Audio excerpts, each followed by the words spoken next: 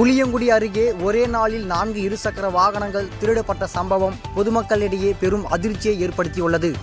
தென்காசி மாவட்டம் புளியங்குடி காவல் நிலையத்திற்கு முன்பு நிறுத்தி வைக்கப்பட்டிருந்த நிலையில் இருசக்கர வாகனங்கள் மர்ம நபர் ஒருவர் திருடி சென்ற சிசிடிவி காட்சிகள் வெளியாகி பெரும் பரபரப்பை ஏற்படுத்தியுள்ளது. மேலும் காவல் நிலையத்திற்கு எதிரே திருடு போனதால் காவல்துறையினர்கள் என்ன நடவடிக்கை எடுக்க வேண்டும் என்பதும் பெரும் எதிர்பார்ப்பாக பார்க்கப்படுகிறது. காவல்துறையினர் இருக்கும் இடத்திலேயே திருடு போகிறது என்றால் பொதுமக்கள் வசித்து வரும் இடத்தில் எவ்வாறு பாதுகாப்பு அளிப்பார்கள் என்றும் சமூக ஆர்வலர்களும் பொதுமக்களும் வேதனை தெரிவித்து வருகின்றனர். தினமடை செய்திகளுக்காக தென்காசி செய்தியாளர் திருமலைக்குமார்.